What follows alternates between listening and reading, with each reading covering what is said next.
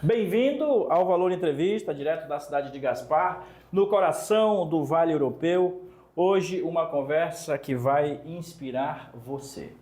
Ele enfrentou todas as adversidades desse sistema político louco que nós temos no Brasil e hoje volta ao estúdio do Valor Entrevista.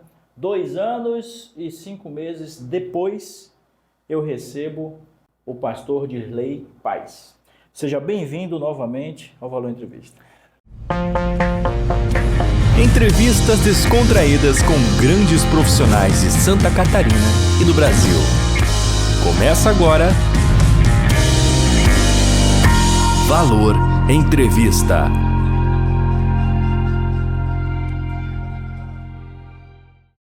Alan, obrigado por conceder esse espaço aqui no Valor Entrevista e para nós passar um pouco daquilo que nós passamos ali na prisão, transmitir a você, telespectador, aquilo que a gente viveu dentro das manifestações e depois a prisão até o dia de hoje, que não foi nada fácil.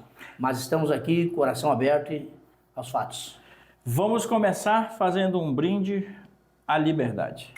Que Deus te abençoe e a você que está aí, nos acompanhe nesse vídeo exclusivo com o Dirley Paz. Para a gente começar o nosso papo, olhando para a lente do Valor Entrevista, quem é o pastor Dirley?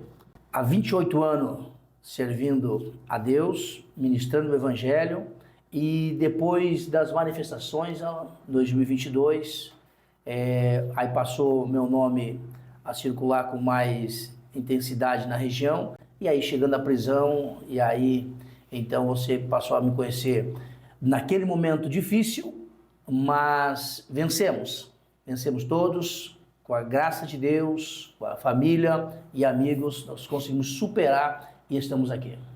O pastor é casado, tem filhos? Tenho 2 filhos, sou casado há 25 anos com a mesma esposa e tenho 2 filhos. Sensacional. E é morador da cidade de Blumenau? De Blumenau há 30 e poucos anos. Agora a gente vai entrar, pessoal, no assunto que todos estão querendo saber, que é a prisão do Dirley, que aconteceu em que dia? Dia 17 de agosto de 2023 foi a primeira prisão. A primeira prisão, eu me lembro que acompanhei pela TV, a Polícia Federal esteve na sua casa e a gente ficou ali acompanhando os desdobramentos. E nesse sentido da prisão, você acabou sendo avô, ainda na prisão, é isso? Exatamente. Na primeira prisão de 2023, foi um sentimento muito grande dentro da prisão. Por quê? Porque um dia eu recebo o advogado trazendo notícias sobre o processo e a gente estava ali todos os dias com uma agonia muito grande de o advogado chegar com uma notícia, porque a gente só via através da televisão. E a mídia ligada à esquerda, ela sempre vai trazendo os fatos, muitas vezes, que não são fatos reais do que está acontecendo. E a gente todos os dias ficava ali aguardando o advogado com uma notícia, e naquele dia ele me trouxe uma notícia que me marcou muito, que foi a notícia que eu seria avô. Eu te digo para você, ela foi uma mistura de um sentimento muito grande, porque quem é o pai, uma mãe, que não quer receber essa notícia em casa para comemorar? Claro. A gestação da filha, que ali estava a primeira neta, e era um momento que eu queria passar com a minha família, comemorar aquele momento, porque afinal de contas era o primeiro neto que estava para chegar. Então ali foi um sentimento que eu... Te revoltou? Não é um sentimento de revolta. De estar preso? Com o sistema, sim. Aí me revoltou demais contra o sistema, porque ele me tirou a oportunidade de eu receber essa notícia com a minha família. Sim. Então, para mim, sabe, eu não sei se um dia eu vou conseguir digerir isso, mas eles arrancaram de mim essa oportunidade. E você vai dizer, mas vai vir os próximos. Quem sabe próximos netos? Não é o mesmo sentimento do primeiro. Você receber, você casado com a mesma esposa, criar teus filhos, aguardar esse momento. Então eles me tiraram essa oportunidade. Isso para mim me marcou muito, me chocou muito e foi uma mistura de um sentimento terrível na prisão naquele dia. Entendi. E como é que você digeriu isso? Passou uma semana, duas, você foi aceitando? Como é que foi para você essa parte mais psicológica de saber que ia ser avô, mas não poder abraçar sua filha? Alan, o que eu vou te dizer para ti? Demorou, eu fiquei 4 meses na primeira prisão. Isso eu recebi a notícia quando eu estava lá 1 mês e meio. Então, os próximos 2 meses e meio, eu não consegui digerir. E eu colocava a cabeça no travesseiro, eu lembrava daquilo que estava se passando em casa, do que se realmente do que eles estavam precisando de mim, porque afinal de contas estava mudando totalmente a estrutura da nossa família. Claro. A minha esposa sozinha, digerindo a prisão e ainda receber esse sentimento de que seria avó. Sim. E sem a minha presença ali. Então, assim, ó, eu não consegui em nenhum momento deixar de pensar, mas eu consegui lidar com isso sabendo que a esperança era que eu abraçasse quando eu chegasse, Claro. de eu ver minha neta. Isso chegou o dia. Show. E como é que foi? Cara, eu me lembro quando eu estava em casa, quando eles trouxeram lá para me ver. Aí você vê aquilo, aquela reação de você saber que lá na prisão você sabia que essa criança estava no ventre e hoje você estava abraçando. Então, assim, eu me emociono muito porque foi um sentimento que até hoje eu não consigo descrever. De você abraçar algo e você começar a refletir do que você passou na prisão. Sim. E você hoje está abraçando a tua neta. Sim. Você saber que os caras te arrancaram essa oportunidade de você receber a notícia, mas não arrancaram de você poder abraçar. Mas o que me chama a atenção ali foi o dia da segunda prisão minha. Eu me lembro sobre a minha neta que eu estou com mandado de prisão em aberto. E num dia à noite que eu ia me entregar no próximo, naquele dia à noite, nós foi feito um aniversário da minha filha. E a minha filha estava ali com a minha neta, e eu sentado na mesa. Isso eu não falei em nenhuma entrevista que eu tive. É exclusivo aqui no Valor Entrevista. Isso eu não falei. E nem para minha família. Quando minha filha estava do meu lado com a minha neta, no aniversário ali, também não tinha o que comemorar. Porque, afinal de contas, eu estava saindo dali para a prisão, novamente. Você já sabia? Eu já sabia. A segunda prisão já sabia, porque já tinha um mandado de prisão em aberto. Eu me lembro que eu estava na rua, quando um jornalista da Globo até me ligou, que tinha um mandado de prisão em aberto. Eu olho para minha neta ali, e eu não sabia quanto tempo demoraria para mim abraçar novamente. Sim. E ali eu desabei, mas eu não quis demonstrar o sentimento de fraqueza ali na frente deles, do sofrimento, e eu me retirei. Aí eu fui pro meu quarto, eles ficaram ali comemorando, tal, comendo, e eu fui pro meu quarto, e ali eu desabei, porque eu pensei o seguinte: quando eu vou ver novamente a minha neta? Sim. Então ali foi um sentimento que eu pensei: até onde vai essa perseguição? Até onde vão levar? Tipo o seguinte, me prenderam a primeira vez, tiraram esse sentimento de eu ver, de saber da notícia que eu seria avô. Sim. A segunda prisão, aí eles me tiram a oportunidade de eu abraçar minha neta. Então ali, aí eu desabei, mas quando eu retornei para a sala, eles não perceberam. Mas para mim foi um dia mais terrível, de eu ver, tipo assim, você se despedindo da tua família e da tua neta, você sabe o seguinte: cara, quando eu retornar, quanto tempo ela vai ter? Quantos anos? Porque, afinal de contas, você acompanhou as prisões e as condenações que veio pela frente. Então foi terrível. Pessoal, a gente está conversando com o pastor Dirley. O motivo da visita dele aqui no Valor Entrevista é justamente para contar esse relato. Tem novidades, daqui a pouco a gente vai abordar outros assuntos aqui, assuntos importantes e também felizes, né? Sim. Ele está lançando um livro, então vai contar essa história também no livro que você vai poder comprar. O motivo da tua prisão foi o 8 de janeiro? Você concorda com tudo que aconteceu ali. Como é que é a tua visão com relação ao 8 de janeiro? A prisão que teve ali foi 100% em cima dos fatos do 8 de janeiro. Eles foram, dia 8 de janeiro, eles prenderam uma turma em Brasília, os patriotas, foram investigando quem tinha ligação com o 8 de janeiro. Eu não estive em Brasília. A Globo, os jornalistas da Globo batiam que eu estava em Brasília. Só que eu nunca pisei em Brasília. Então, assim, ó, já começa a perseguição aí. No dia 17, eles me prendem. Exclusivo por ligação ao 8 de janeiro. Sim. Por organização do 8 de janeiro que eles me titularam. Eu não concordo praticamente com nada da questão das prisões que eles estão colocando. Sim. Mas vamos lá.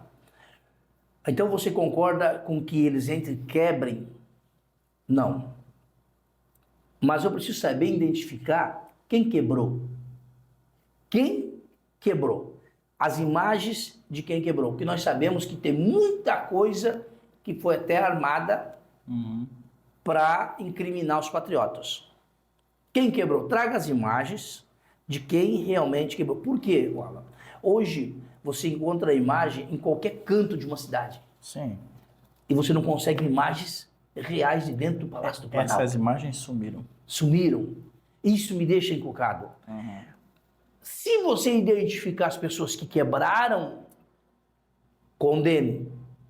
Punam elas. Claro. Punam elas. Mas vamos lá. A punição que eles estão colocando de 17 anos para uma pessoa que entrou num órgão público que quebrou um vidro ou dois, uma mesa, você acha justo? Não. Tem traficante que não tem essa pena. Eu falo com propriedade que eu vi traficante, eu vi pessoas cometendo crime que pegaram 12 anos de prisão dentro do presídio, saíram porque estavam vencendo o tempo lá, 12 anos de prisão por matar uma pessoa. Sim. E uma pessoa entra num órgão público e é condenada a 17 anos. Isso eu não vou conseguir aceitar. Então, eu preciso o quê? Traga umas imagens. Identifique quem quebrou e punam, mas não dessa forma também, tá? Sim. Não vamos concordar com a pena de 17 anos para uma pessoa que quebrou um vidro, quebrou um relógio, quebrou uma mesa. Não estou fazendo apologia à destruição de órgão público, mas vamos colocar os fatos reais e punir da forma correta. Por quê? Vamos lá. Em 2016 e 2017, nós tivemos fatos. A esquerda invadiu o Palácio do Planalto, que era o presidente Temer. Invadiu, quebrou. Sim. E ninguém foi punido. Sim. Ninguém foi preso e condenado. Não foram chamados de antipatriotas. Exatamente, não foram chamados de antipatriota. Nós fomos rotulados como golpista, terrorista. Narrativa, né? E organização criminosa armada. Pelo amor de Deus. A gente fala narrativa, gente, porque ele foi agora absolvido, ele está solto, está podendo usar as redes sociais dele, a documentação, o advogado dele mandou para mim, o Dr. Jairo, a gente vai falar depois do Dr. Jairo também, e ele está livre. É isso? Graças a Deus. Estou livre hoje com todos os meus direitos. Político, rede social, minha vida, eu sigo ela normalmente. Mas você foi podado? Tem algo que você não possa falar? Eu posso falar tudo. O que eu não tenho direito de falar é sobre o curso de democracia, porque eles mandaram para nós um curso de democracia. Nós fizemos trancado dentro de uma sala no Fórum de Blumenau, e esse curso ele retorna para Brasília. Sim. Esse link. Então, portanto, nós não temos o direito de tocar nesse assunto. Mas dentro do que tu viveu, ali preso, essas informações, você vai poder passar para Posso passar todas as informações. Vídeo. Agora eu quero te perguntar a respeito da tua família. Como a tua família reagiu a partir da primeira prisão, depois na segunda prisão? Cara, é um absurdo. Quando eu toco nesse assunto, eu observo. O dia 17 de agosto de 2023, 6 horas da manhã, a minha esposa avisa que tem a polícia na porta. Ainda eu brinquei com ela e falei assim, ó, eu não devo nada. Eu fui lá. Quando eu fui lá, eu já fui recebido pelo delegado Israel da Polícia Federal e mais 2 policiais estavam ali com ele. E ao redor da minha casa estava mais 6. Então eles estavam em 9 policial federal. 3 caminhonetes da Federal trancaram a minha rua para poder me prender. Aí eu fui recebido já com um fuzil na cara. Ele me trouxe para fora.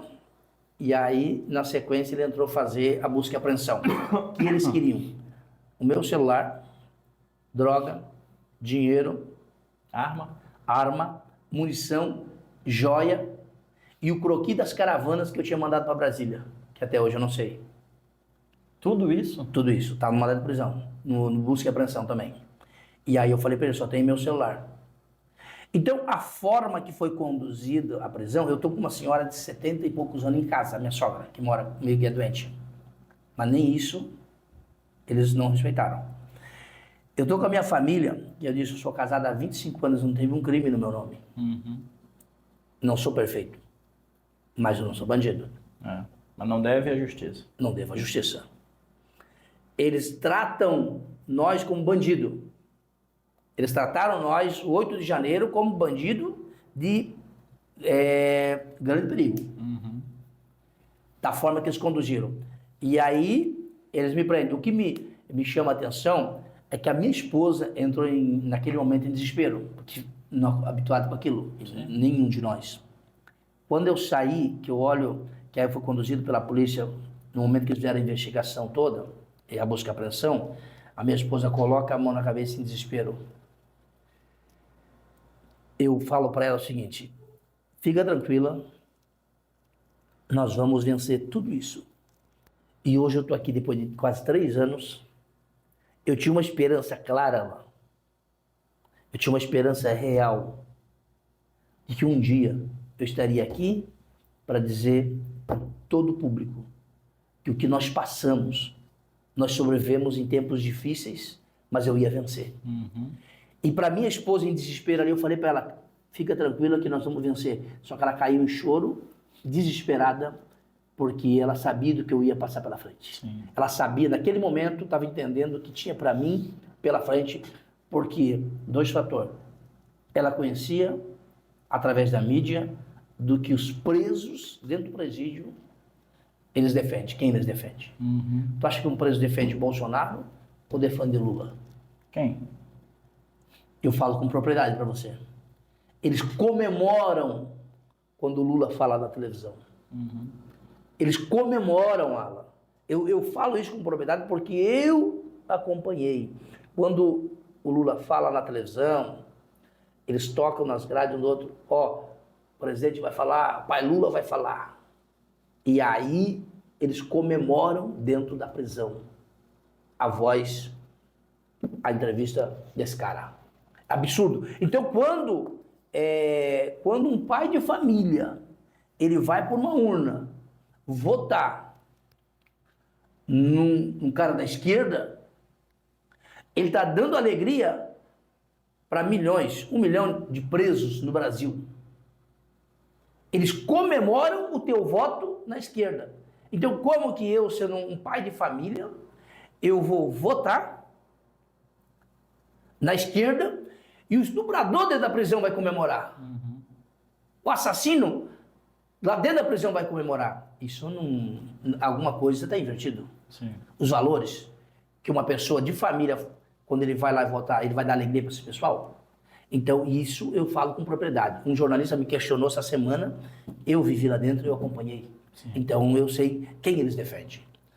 Eu sei quem os presidiários defendem. E eles comemoraram quando o Lula ganhou e comemoram quando ele fala na televisão. Pessoal, a gente está conversando com o Dirley Paz. Ele está no Valor Entrevista novamente, 2 anos e meio depois da sua primeira prisão, de toda essa dificuldade que ele passou e, como ele mesmo coloca, ele venceu tudo isso. A gente vai para o nosso segundo bloco, porque eu quero saber sobre os amigos que ficaram, que estão ainda. Eu quero saber também sobre o sistema político, como foi a reação dos políticos da nossa região. E tem ainda algumas chaves importantes para a gente abordar com o Dirley. Tá gostando do papo? Tranquilo? Excelente, excelente.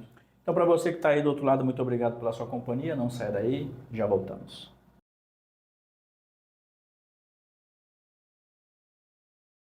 Estamos de volta para o segundo bloco de um papo sensacional aqui no estúdio do Valor Entrevista, na cidade de Gaspar. Nós que temos 8 anos de trabalho, mais de 1.200 entrevistas realizadas, um público de 29 mil pessoas. Estamos conversando com o pastor Dirley, ele que está aqui contando a sua história.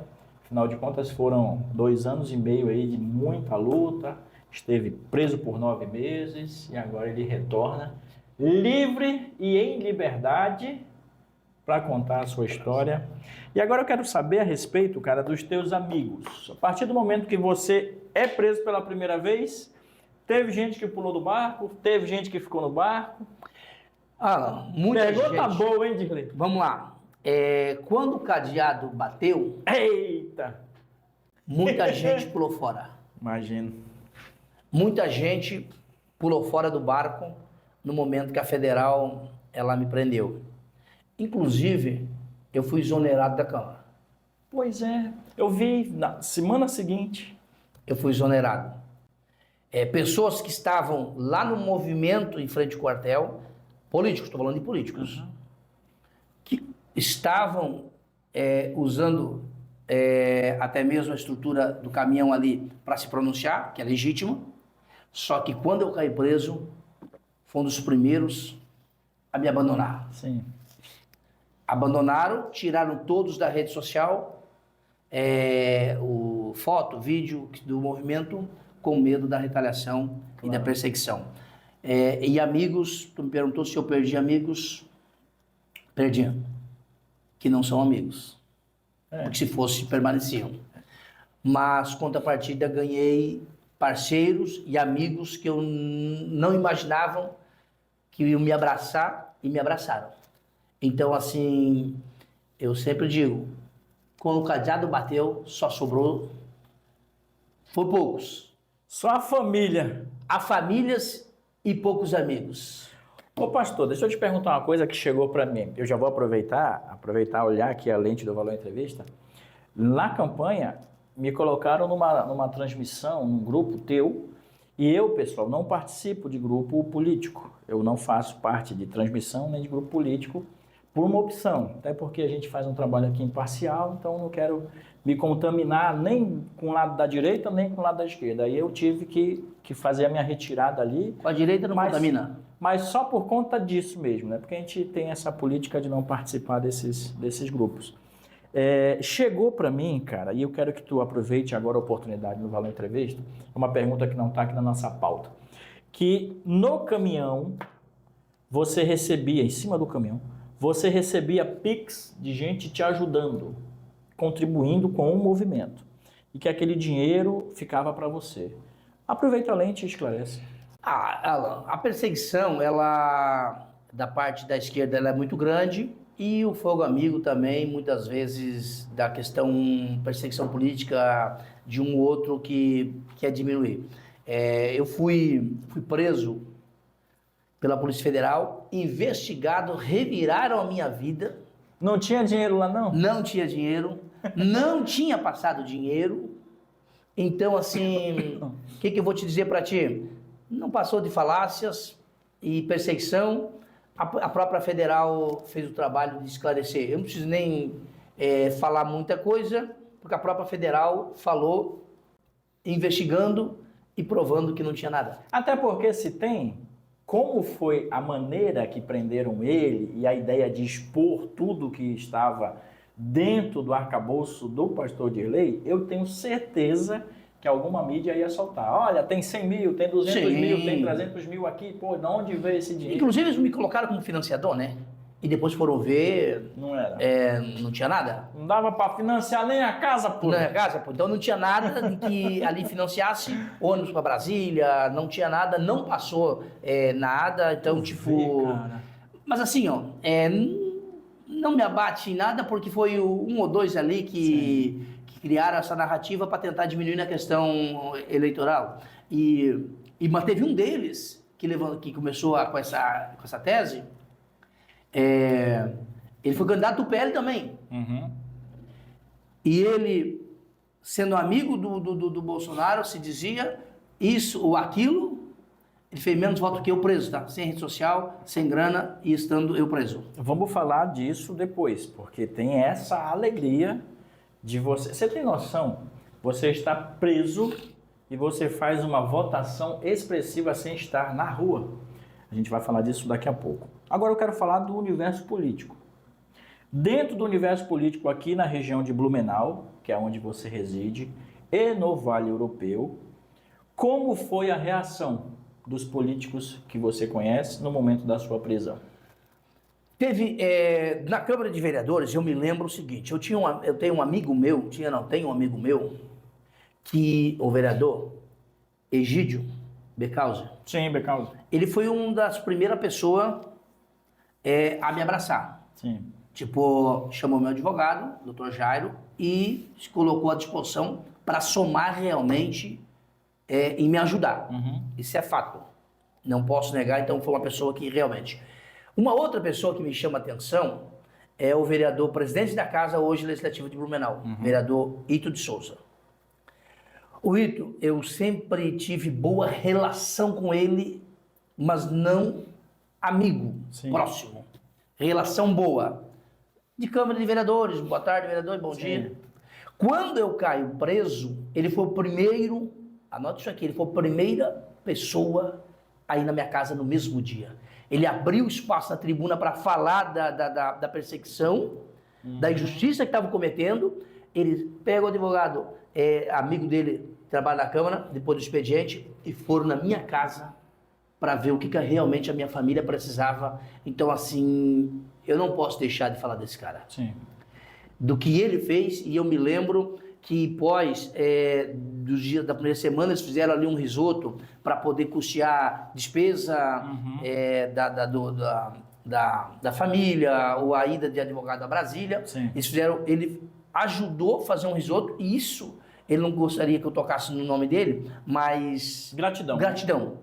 Eles fizeram um risoto, ele ajudou, bancou, ajudou a vender. Então, assim, esse cara para mim foi um divisor de água, tanto ele quanto o Egídio Becausa, vereador Ito, e Egídio, para mim, dispensa comentário. Os dois já estiveram aqui no Valor Entrevista. Eu faço o convite para retornar, para conversar comigo e atualizar os seus conteúdos. Afinal de contas, o Egídio foi afastado, né? Teve um período ali que ele perdeu o mandato. E o Ito é sempre o político muito envolvido aí com a cidade, tem sempre muitas boas histórias para contar. Agora eu quero saber da experiência na cadeia. Eu quero olhar para ti e te perguntar o seguinte: tem a janelinha para ver o sol ou você fica na completa escuridão? Vamos lá, a expressão ver o sol nascer quadrado existe mesmo. Existe mesmo. Infelizmente existe mesmo. E eu achei que eu nunca ia passar por isso, claro. Por isso, e acabei passando. Mas o que me chama a atenção? Quando eu cheguei na prisão, na primeira prisão, dia 17 de agosto,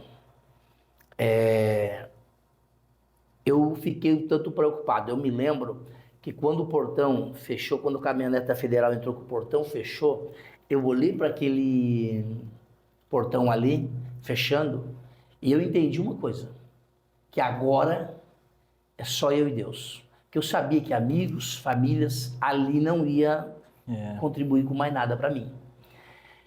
E quando houve um movimento muito grande, porque o presídio já sabia que eu estava chegando, porque eles tinham acompanhado através da mídia. Sim. E os presos, quando eles viram a caminhonete da Federal, eles já tinham visto me levando para lá, através da mídia, eles comemorando a minha prisão. Tipo, batendo nas galerias. Cena de filme.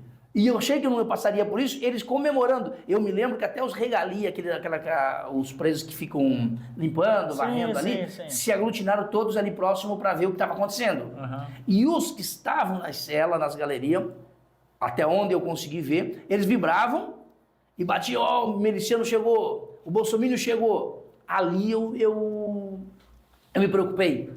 Que história, hein, cara? Cara, ali, os agentes penitenciários perceberam que eu estava preocupado. Uhum. Eles me chamaram e falaram: nós vamos trazer segurança. Inclusive uma agente feminina ela, conservadora, falou assim, não, pastor, tu é um cara inocente, mas a gente vai trazer segurança para ti. Só que eu queria saber que tipo de segurança. Pois é. Porque eu vou ter que ir para uma galeria dessa. Tu ficou numa sala com 16 pessoas? Vamos lá. No momento quando eu cheguei, eu fiquei preso com um prefeito de Santa Catarina. Com o ex-prefeito? É. Dá pra dar o nome do cara? Cara, eu vou preservar o nome dele. Tá. Nem a cidade que a gente vai saber. A galera vai pesquisar. Tá, ex-prefeito. Ex-prefeito que estava envolvido no Mensageiro. Ah, cara, lá atrás? Isso. Ele estava envolvido no Mensageiro e ele estava ali. E esse pessoal ali do presídio, então eles me colocaram ali. Os primeiros 2 meses. Toma um café, pastor. Toma um café. Toma uma água. Os primeiros 2 meses, eles me colocaram ali. Sim. Depois, já logo na sequência, ele saiu da prisão. Esse prefeito. Ex-prefeito. Ele saiu. Isso porque ele renunciou. Na cadeia ele renunciou. Sim. E aí, sim, eu fui levado para uma outra galeria. E nessa galeria nós estávamos em 16. Sim. Gente de todo tipo ali? Tinha o quê? Alta periculosidade ou tinha pessoas de bom comportamento? Tem o Sérgio, por exemplo, um preso. Ele está 40 anos preso. Nossa. 40 anos preso. Ele nem viveu fora. Não, ele tem 65 anos. Nossa. Ele falou que ele foi preso, tinha 20 e poucos anos.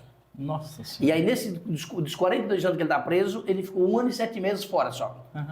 E o restante na cadeia. E aí tu me pergunta o que ele fez. Então, o que ele fez? Ele me mostrou uma folha um dia lá.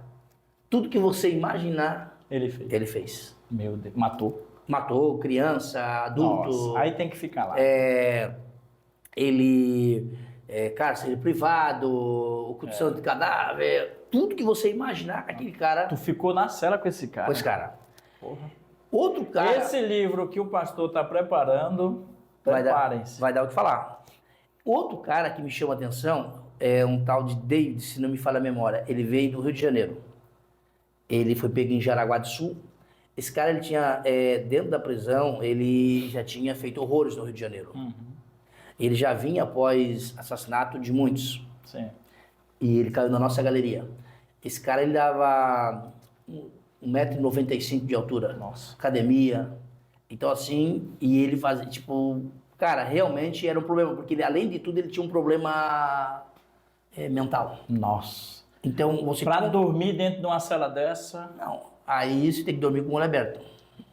Nossa Senhora. Outro detalhe, tinha o Patrick, o Kaique, que também veio da Bahia, faccionado, caiu ali. Então, assim, para você conviver ali dentro, Então, é muito difícil. como é que foi a tua primeira semana? Tu chegou lá e ficou na cela, enfim.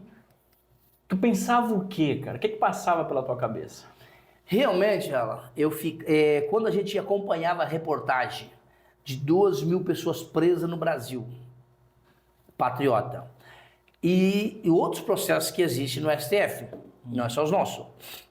Aí eu me lembro que quando eles passavam as imagens do STF, lá o julgamento, aquelas imagens, a PGR, eu pensava o seguinte, cara, praticamente é quase impossível acessar o meu processo. Pois Porque é muita gente. Então, assim, é um sentimento... Vou morrer aqui dentro. Vou morrer aqui dentro. Eu cheguei a ponto, porque quando eu vi as primeiras condenas lá, 17 anos, 15 anos, 14... Tô na merda. Cara, eu pensei, eu tô lascado. Não vou escapar desses caras aí. Sim.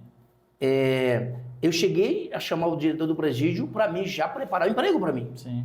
Porque eu sabia que a caneta estava pegando, que o aço estava descendo, e eu sabia que ia chegar em mim. Sim. E aí ele falou assim, não posso te colocar a trabalhar porque você não é condenado ainda. Sim. Tu tem que esperar ser condenado. Quer dizer, tipo assim, tu tem que esperar ser condenado que você vai ser condenado. Ele achava também que não tinha escapatória, por quê? Eu entrei com 9 artigos no presídio.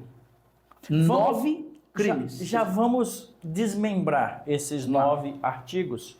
Mas antes, deixa eu te fazer uma pergunta. A gente já vai para os artigos.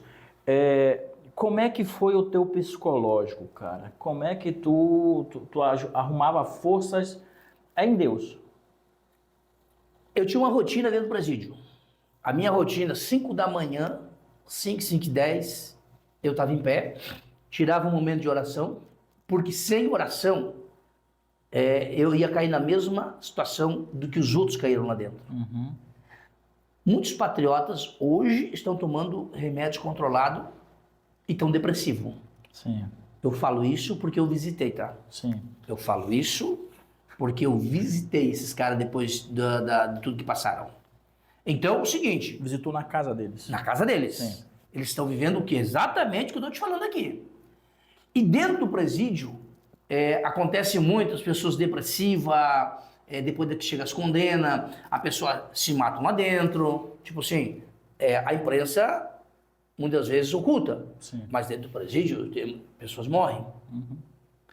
Depressivo, tiram sua vida. Eu vi, acordei de manhã um dia, um cara cortou um cobertor, fazendo uma trança, porque ele queria tirar a vida dele. Nossa. Aí você me pergunta onde encontrava força. Eu levantava todo dia de manhã, fazia uma momento de oração, leitura da palavra, para me buscar força. Porque eu dentro da prisão emagreci quase 20 quilos. Psicologicamente, eu não vou dizer para ti que tu não fica abalado. Então.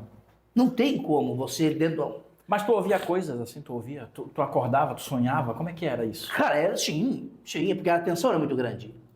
Eu sonhava, dentro do presídio, tu tem visões assim que, tipo assim, do teu psicológico, que você, não é real o que está acontecendo comigo. Porque você só vê... Tu chegou a sonhar alguma vez com Alexandre de Moraes? Ah, cara, esse cara não sai do pensamento. Tipo assim, tu tá na cela e tu abre o olho... Não, abre o olho... Tá de frente, imaginando ele na porta da tua cela? Não tem como, não. Porque ele tirou a minha liberdade, tirou muitos sonhos meus, e através dele que me colocou na cadeia, que exatamente foi o ministro que me prendeu, mandou me prender, então assim, era um sentimento todos os dias que você não esquece. Dentro da prisão você não esquece esse cara. Eu não entendi, até conversando com a minha esposa, que por que você, tanta gente com maior expressividade, com maior nome, com rede social mais ativa, enfim, por que você, né? Até hoje eu não entendi. Até hoje eu não consigo compreender por que me escolheram. E dali pra cá, de 2023 pra cá, a minha vida virou de cabeça para baixo. E a perseguição é gigante, gigante. Eu digo isso com propriedade, que o próprio PT, a segunda prisão minha, quem me denunciou? O próprio PT do Estado de Santa Catarina. Isso está lá nos autos do processo. Então é o seguinte... Mas você estava fazendo alguma coisa errada? Não. Ele colocou como quebra de cautelar a segunda prisão. Sim. A segunda prisão, mas o que aconteceu? Quando eu iniciei a minha campanha, os patriotas abraçaram. Entendi. Aí a gente cai para isso aqui. Antes de falar da morte do Clezão, eu quero te fazer essa pergunta, que é um momento aí, em 2 anos e meio de muita angústia, de muita tristeza, mas aí sai a apuração da eleição do ano passado e você recebe 1.795 votos. Preso. Isso foi um motivo de alegria. Então, eu me lembro, eu vou te contar para ti, Alan, que eu não tive a oportunidade de contar em outra entrevista. Eu me lembro que no dia da contagem dos votos, eu sabia que a minha eleição eles tinham interrompido ali, tá? Sim. Eu tinha essa ciência. Mas eu queria saber da votação dos candidatos, a prefeito, a vereadores. Eu me lembro que eu peguei um radinho, aí amarramos um arame para ele poder, chiado mesmo, eu poder ver. E como os presos não são muito ligados à política lá dentro, então eu fiquei no pátio sozinho. Isso era 5 e pouco da tarde, 6 horas, começou a apuração. Aí tinha um tambor lá, coloquei no canto do pátio, e o radinho pendurado na grade, chiando e tal, some o áudio, volta, e eu fiquei observando a votação. Fulano, ciclano. Quando eu vejo a minha votação, 1.795 votos, foi 2 sentimentos. Nossa. Alegria e tristeza. Por que alegria? Porque eu fiz 1.795 votos estando preso, sem rede social. Sim. Meu Instagram estava bloqueado, minhas redes estavam bloqueadas, sem estrutura financeira, e sem pedir voto para mim, e sem votar em mim. É, rapaz, verdade, você não votou. Não votei em mim. É a única eleição que um candidato não vota nele. Tu vê, cara, até isso. E aí, então foi um sentimento de alegria. O segundo sentimento de tristeza foi que eu vi que o PT me tirou do jogo, que se eu tô na rua, a história era outra. Olha Aí só. eu pensei, se eu tô na rua, nós teria encampado aí, quem sabe, uma grande vitória. Sim. Então ali foi um sentimento de alegria e a frustração muito grande com o PT. Mas quando você volta para casa, você tem um primeiro contato com a sua esposa, o que ela diz? Você vai candidato novamente? Como é que foi esse O que sentimento? acontece? Quando no dia seguinte, isso foi no domingo, na terça-feira, o Dr. Jairo, ele teve Te visitando. me visitando, o meu advogado.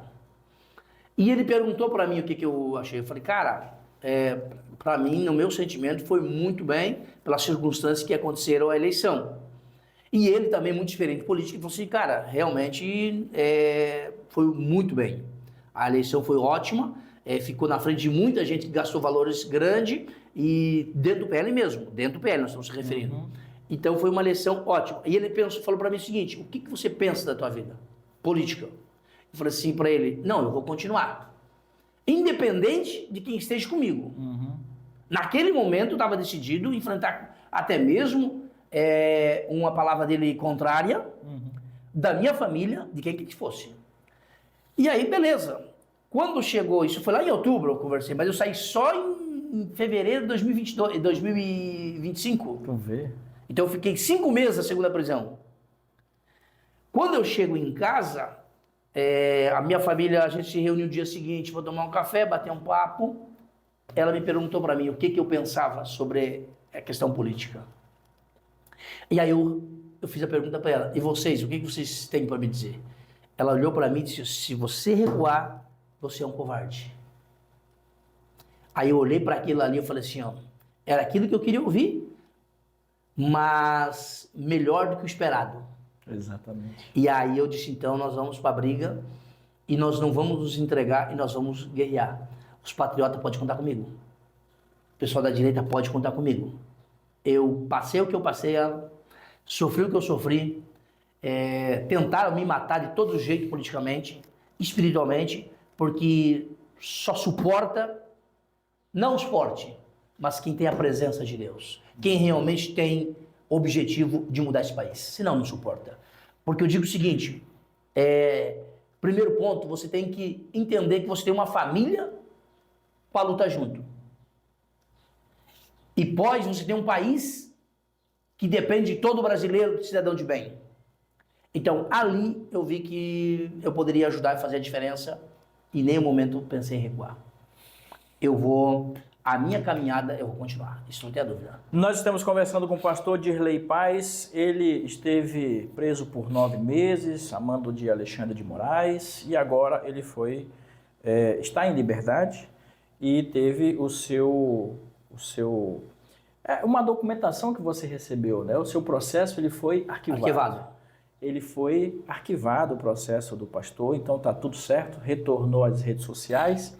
Eu quero, antes de a gente ir para o nosso terceiro bloco, que aí o papo tá bom, eu quero ainda te perguntar a respeito do Clezão, que é o seguinte, qual é o cheiro da liberdade? Um dia, o presidente Bolsonaro, ele falou o seguinte, que a liberdade vale mais do que a própria vida. Deixa eu uma frase que o Bolsonaro falou. Mas você, aqui fora, parece que é uma frase... Banal. Tô livre. Quando você chega dentro do presídio e você vê que trancou para você, o cadeado bateu, aí essa frase faz sentido. Essa frase da liberdade, isso aqui eu vou deixar para vocês, lute pela sua liberdade.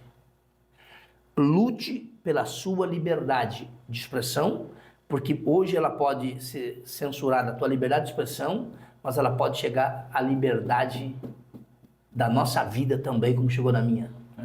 Me trancaram. Continue a lutar, porque essa frase ela fez muito sentido. Ela fez sentido para mim lá dentro da prisão. Cara, é um sentimento que você não consegue descrever. Eu me lembro Quando chegou o alvará de soltura para mim na primeira prisão, eu já não acreditava mais que eu sairia naquele instante. Dia 8 de dezembro de 2024. 23. 8 de dezembro de 2023.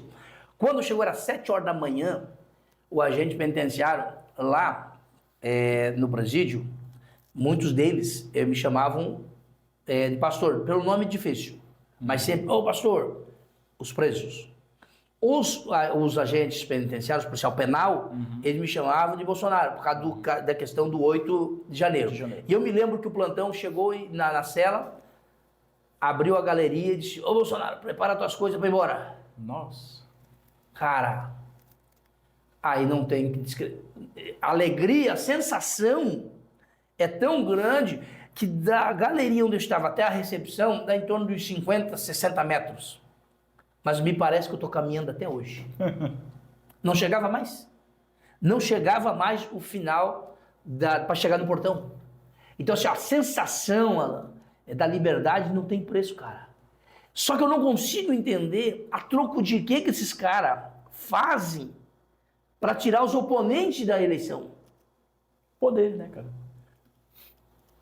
Assim, ó, eles me lançaram numa prisão, a segunda prisão principalmente, me lançaram novamente uma denúncia do PT para tirar um oponente do jogo político, mas eles não se preocuparam da minha integridade, se vai morrer na cadeia, se vai ficar depressivo, se vão... Cara, pouco me importa.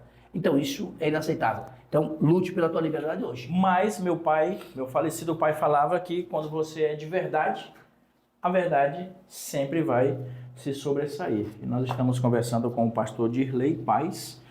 Vamos para o nosso terceiro e último bloco de um papo aqui sensacional. Eu te perguntei a respeito do cheiro da liberdade porque eu estive no presídio de Gaspar, na penitenciária de Gaspar, dando aula durante 2 anos e ali eu pude sentir isso quando eu estava em sala de aula com os apenados, que é uma sensação como professor única, mas também se colocando no lugar dos apenados, né? Claro, ali tem diversos artigos, mas a gente sabe como é a dificuldade. E eu estava numa festa recente e encontrei, olha só que coisa, eu encontrei um aluno meu de dentro da penitenciária na festa em Liberdade. Me deu um abraço, lembrou das aulas e está em liberdade. Vamos para o nosso terceiro bloco? Bora. Tá gostando do papo? Excelente. E essa camisa brasileira aí?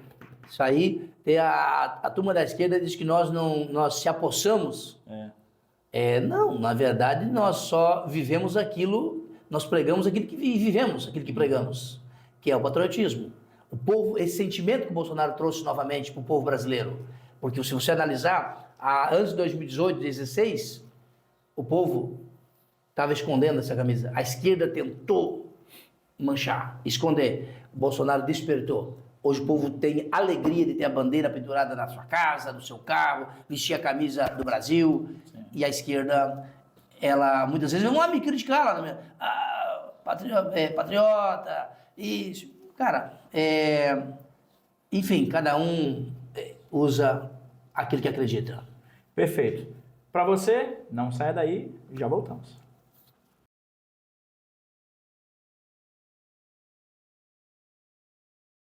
Voltando para o terceiro e último bloco de um papo esclarecedor aqui com o pastor Dirley Paz, ele que está contando sobre a experiência dele preso por 9 meses e a reviravolta que deu o processo, que foi extinto, arquivado, agora tem graças a Deus. 2, 3 semanas atrás, né?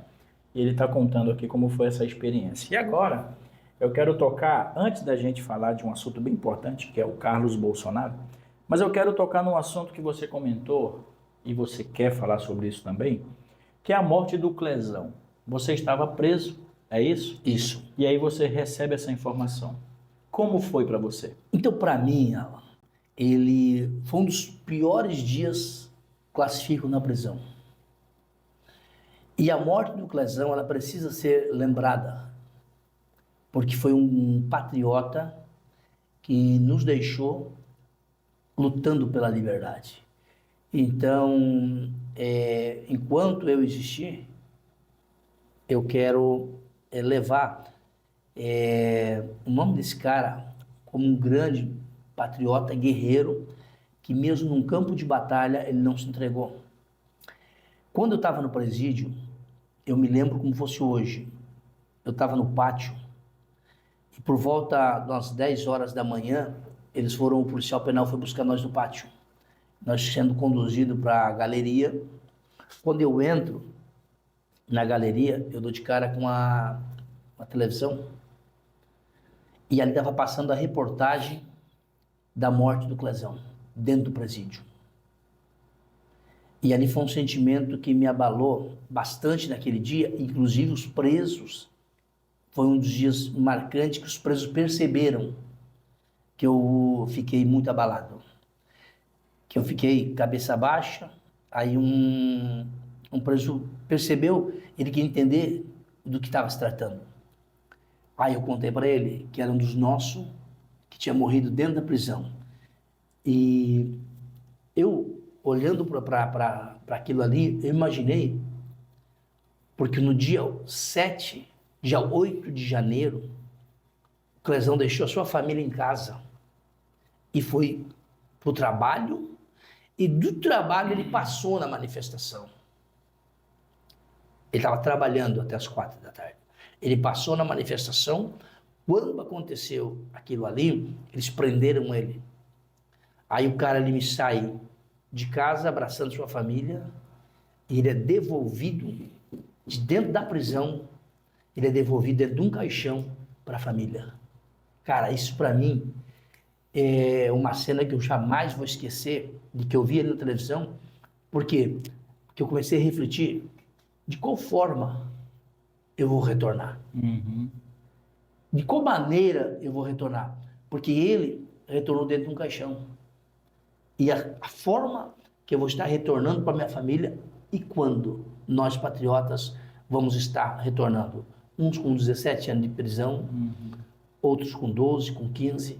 E eu pensava o seguinte, qual forma? Porque esse não teve oportunidade de contar sua história. Clezão não teve oportunidade de contar a história para a família dele. Sim. As filhas, eu conheço uma filha dele e converso com ela. Uma filha dele que a gente conversa semanalmente, ela assim, o pai não teve a oportunidade que vocês estão tendo hoje de contar o sofrimento que cada um de nós passamos. Porque a morte levou ele. Só que o que me chama a atenção é que existia vários, a PGR já tinha se manifestado. Para a liberdade pedidos, dele. né? A PGR já tinha se manifestado para libertar o Clezão. E o Clezão continuou preso da mesma forma.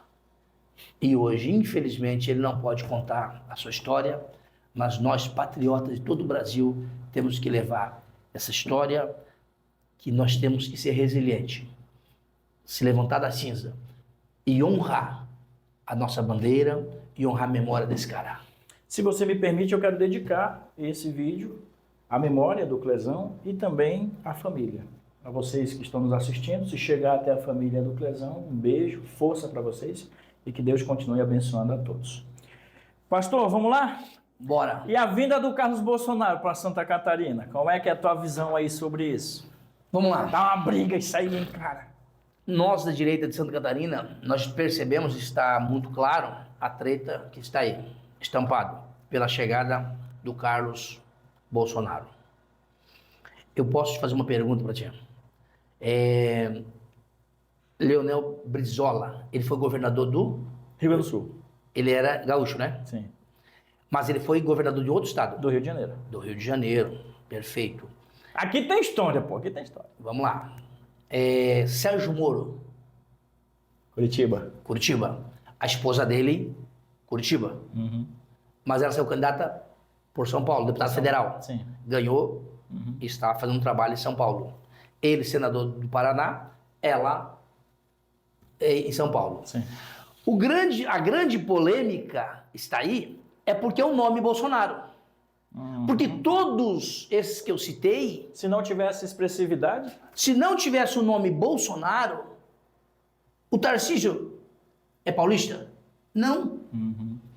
O problema está no nome Bolsonaro. Aí a imprensa está batendo e a direita caiu sem conhecimento, caiu nessa. tu vê, né? Porque eu digo o seguinte, quem fez o pedido para os catarinenses trabalhar em favor de um projeto do Senado do Carlos? Foi o próprio pai, Bolsonaro. Foi ou não foi? Foi. Mas eu digo o seguinte, o Bolsonaro não precisava fazer um pedido para nós. Ele poderia ter dado uma ordem. Ó, faz isso. Mas ele pediu, vocês abracem o meu filho. Sim. Agora o pai sendo triturado numa prisão domiciliar, com tornozeleira, fez um pedido para nós, catarinense, e nós vamos negar um pedido desse cara, do presidente Bolsonaro, que olha o que esse cara fez por nós nesse Brasil, quase que entregando a sua própria vida lá em Minas. Então não dá para aceitar. Então assim, ó, direita, vamos refletir. Tudo que a esquerda quer é essa treta, essa briga. Vamos abraçar Carlos Bolsonaro. Eu sou um soldado que estou aqui e vou trabalhar em favor dele, do projeto do Senado, para que ele possa estar lá no STF, no Senado, para barrar algumas atitudes também do STF que se passa muitas vezes em alguma atitude. Sim. Então eu preciso de um soldado fiel lá dentro. E o Carlos é esse. Perfeito, perfeito. A prisão do Bolsonaro, você analisa como? Porque agora ele está com 27 anos, condenado a 27 anos de cadeia, me parece que em regime fechado. 27 anos de cadeia em regime fechado. A prisão do Bolsonaro, ela está muito clara. Está muito clara onde eles querem. Primeiro, tirar do jogo político. Primeiro ponto, tirar do jogo político. Segundo ponto, eles querem comparar ao Lula foi preso, Bolsonaro também. Vem comigo aqui. Lula foi preso. E depois foi descondenado. Não foi inocentado. Descondenado. Quantos processos Lula tinha de corrupção? Estava respondendo. Sítio de Atibaia. Mensalão. Triplex, né? Triplex. Eu vou parar, senão vamos terminar a entrevista meio-dia. Vou falar todos os crimes. Mas beleza. O cara foi descondenado para assumir, para concorrer a uma eleição. Então, aí você pega a contrapartida, estão condenaram o Bolsonaro, mas ainda tem o direito de recorrer ainda. Condenaram o Bolsonaro, colocaram na prisão para comparar. Prendemos Lula, prendemos Bolsonaro. Mas eu pergunto para você, que é um cara super inteligente, qual crime esse cara cometeu? Qual crime Bolsonaro cometeu? Tem alguma corrupção que você diz, não, aqui foi provado que se corrompeu? Não. Não foi. Então, assim, ó, a prisão dele, envolvido lá no 8 de janeiro, sendo que ele estava nos Estados Unidos. Sim. Golpe de Estado. Que golpe de Estado, cara? Entendeu? O cara lá nos Estados Unidos, a turma estão em Brasília, muitas senhores e senhoras com Bíblia na mão, orando o Pai Nosso, com a bandeira do Brasil, um golpe de Estado. Então, tipo assim, não tem lógica. E eles querem imputar sobre ele esse crime de golpe de Estado. É a mesma coisa eu preso aqui, sendo que eu não estava em Brasília. Então, a situação do Bolsonaro é puramente política para tirar do jogo político e também para comparar aquela comparação de que o Lula foi preso, só que aí a história você conhece, um por corrupção e outro por defender a nação. Bom, chegamos na reta final da nossa entrevista com o pastor Dirley Paz, aqui no estúdio do Valor Entrevista, na cidade de Gaspar. Quero aproveitar e te agradecer mais uma vez pela oportunidade de conversar com você, ver que você está bem, apesar de toda a tribulação. Mas tem uma passagem, eu acho que é Jó, né? Jó. Uma passagem bíblica que ele sofreu todas as adversidades que a gente pode imaginar e deu a volta por cima. Então, como Fênix, você também renasce das cinzas. Eu quero te fazer uma última pergunta, que é o seguinte: a importância de um bom advogado. Agora, falando do doutor Jairo. Vamos lá. Dos 2.000 presos, 2.000 e poucos presos patriotas, muitos tiveram êxodo, quanto eu tive, porque contrataram bons advogados. Aí você vai me dizer o seguinte: ah, mas contra um ministro, um fulano, não tem como ser bom. Vamos lá. Eu fui acusado de 9 artigos. 9. Cheguei na prisão com 9 artigos. Eu me lembro que um dia, dentro da prisão, um policial penal, ele foi tirar eu do parlatório. Parlatório, para quem não sabe, é onde o advogado vai te atender lá. Eles levam lá numa salinha de 1 por 1, um vidro na frente, e o advogado fica na sala dele lá, e ali você conversa com o advogado. Então ele foi me buscar no parlatório, e esse policial penal era petista. Esquerda. Como que eu sei? Quando eu saio do parlatório, ele me leva para a cela, ele falou assim para mim: você tem que pagar pelos teus crimes. Aí eu falei assim: mas que crime eu cometi? Ele disse: a tua ficha é extensa lá. Vocês se apossaram da bandeira do Brasil, e aí lascou. Só que aquilo me deixou preocupado pela ficha extensa que ele estava me falando. E porque até o momento eu não estava sabendo. Quando o advogado retorna lá, a gente questiona. Eu perguntei para ele. Aí ele me passou, que são 9 artigos que estão te acusando. Imputaram a você. Isso. Aí que faz a diferença de um excelente escritório de advocacia. Sim. Porque contra fatos não tem argumento. Tipo o seguinte, por mais que o ministro julgue, a grosso modo, no geral, todos iguais, mas teve casos que não tem. É a mesma coisa que dizer, essa xícara é branca ou ela é preta? Ela é branca.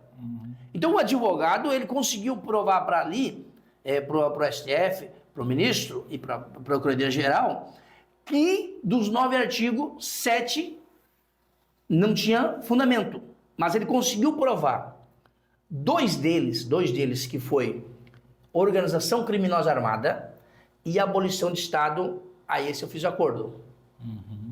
Mas um detalhe, organização criminosa armada que me amputaram sobre mim, eu nunca vi o cara que virou réu comigo. Tipo assim, que nós, segundo a Procuradoria-Geral, nós organizamos aquele crime. Você não conhecia o Eu cara? não conhecia o cara. Você tinha arma? Não.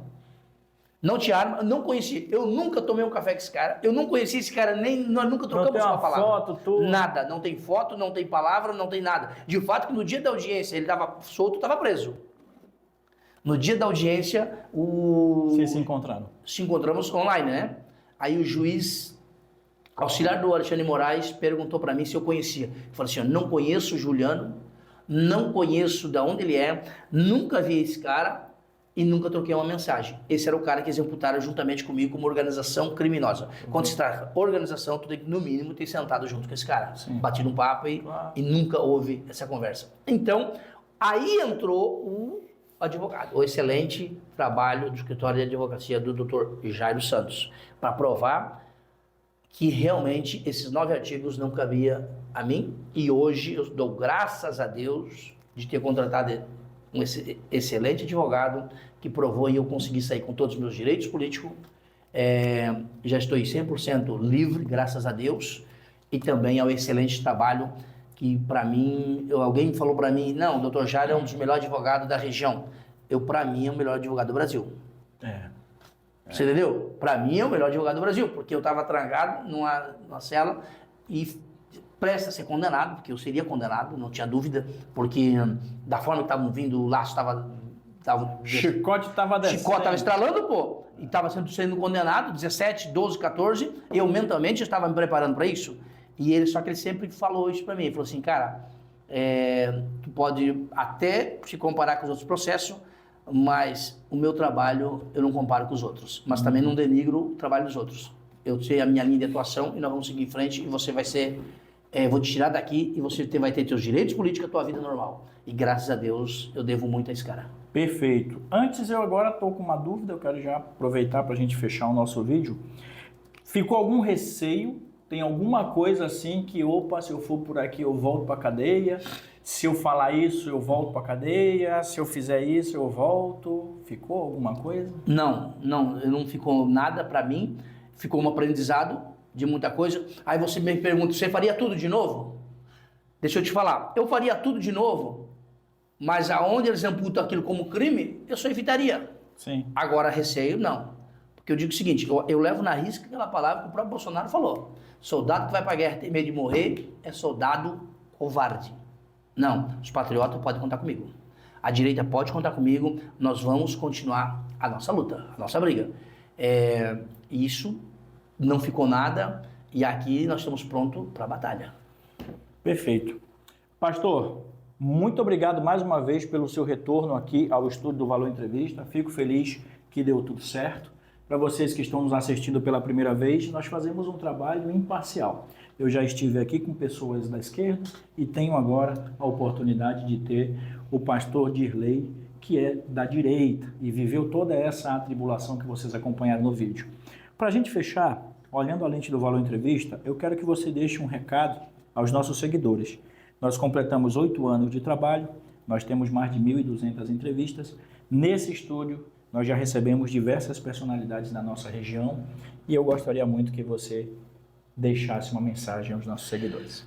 Então, Alan, eu quero agradecer muito pelo espaço que você está concedendo, por abrir esse momento, que é um canal que está sendo muito mesmo, sem demagogia, respeitado pela sociedade, pela região nossa, principalmente Vale do Itajaí e Alto Vale, que a gente tem acompanhado, e pessoas importantíssimas passaram por aqui, da direita principalmente, e da esquerda, eu lamento liberar, mas como é democrático. Mas vamos lá, eu quero agradecer, e eu digo o seguinte, você que ainda não segue essa página da Valor Entrevista, aproveite a oportunidade, porque aqui você é bem informado sempre.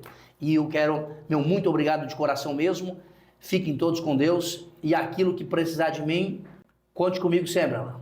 Forte abraço, tamo junto aí. Muito obrigado e claro para você, muito obrigado por acompanhar o nosso trabalho. Este foi mais um episódio do Valor Entrevista, direto da cidade de Gaspar, aqui no Vale Europeu. Voltamos na semana que vem com mais novidades e novidades boas. Um abraço.